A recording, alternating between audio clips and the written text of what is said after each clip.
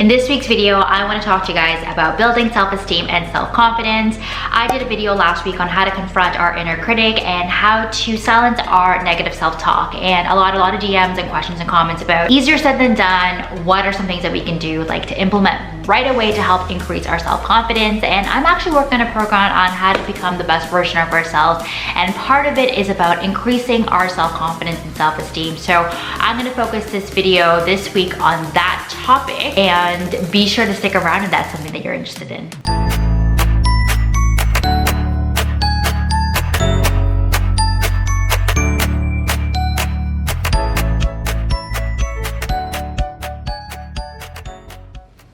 Hey everyone, welcome back to my channel. My name is Jeanne, Agius, your self-care coach, and this is the channel dedicated to prioritizing self-care in every aspect of our lives so that we can feel and be the best version of ourselves. If you guys are new, thank you so much for joining me. Welcome, welcome, welcome. I post weekly videos all about providing you guys practical tips on how to prioritize self-care and live a guilt-free life that we love.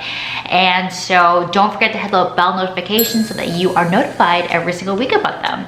So without further ado, I want to talk about self-esteem, self-confidence, which actually is not one in the same. So self-confidence is tied to our abilities, whereas self-esteem is tied to our perception of ourselves. And self-confidence really is about behavior and our trusting our judgment, our abilities, our decision making. And self-esteem is more mind-based, and it's how we perceive ourselves. And they're not always positively correlated either. So you can have high self-confidence yet low self-esteem. One of the easiest ways to work on self-confidence right away is to see your comfort level when someone compliments you.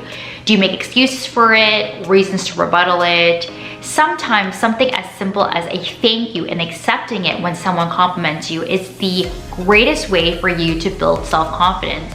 Not only will it help you with building your relationships with whoever's complimenting you, but also the biggest relationship that you have with yourself. If you work on seeing the qualities that others see in you, that is the best step and the easiest step that you can implement to help boost your self-confidence. And that is just to say thank you when someone compliments you.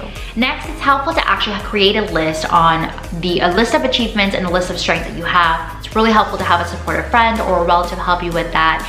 Since self-confidence is correlated with the abilities that you have, listing out the facts and what you're already good at, what you're confident in, will help you in boosting your self-confidence.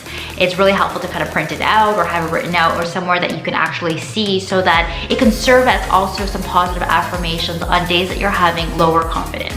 For myself, my confidence is tied to how I feel on the inside and also on the outside, and that's why I would incorporate things like personal hygiene, combing your hair, being a bit more groomed and put together, exercising, doing things that you enjoy to help boost your confidence level. And not only that, but it really helps to decrease the stress levels that you have. So all in all, do things that will help you also feel and look good on the inside and outside, will help boost your confidence. Now, when it comes to self-esteem, it's tied to how we perceive ourselves and what we think our self-worth is. And I tend to like to focus on this because really, if you have high self-esteem, that's where you want to prioritize self-care. If you see your worth and see the importance of it, you'll want to take care of yourself. And so some questions that you can ask yourself is whether you feel like you're worthwhile, whether you're happy, whether you can accept the fact that you may not be liked by others and that it's okay and that you don't have to get everyone to like you.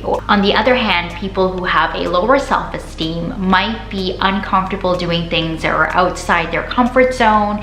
They might limit themselves to doing something because they're worried about what other people might perceive of them and that they might be judged. And so if we work on respecting ourselves and caring about how we perceive ourselves first, then despite what other people think of us, we won't need their approval. And that really is how we can start by improving our self-esteem. It's important to learn to appreciate yourself when it comes to increasing your self-esteem. So spend some time bonding with yourself and really cultivating that relationship that you have with yourself. And that's why I talk about having me time and creating that sanctuary and that space for you to kind of implement self-care, because when you learn to love yourself, you have to be comfortable with being by yourself. And in those moments of solitude, that's kind of when your inner voice speaks to you the most loudest and where sometimes your best and brightest ideas come from. So if you learn to appreciate yourself by prioritizing self-care, then you will be in a better headspace to increase your self-esteem. The next one is also tied to the one that I spoke about when it came to building your self-confidence, and that's to create a list of accomplishments and things that you've achieved and really go back to that list. And that is something that can help you with your self-esteem, because when you focus on the things that you're good at, what you've accomplished in your life, I mean, those are facts. Those are things that you can refer to when you are having moments of doubt, when you're not in a good headspace and you're feeling low about your self-esteem.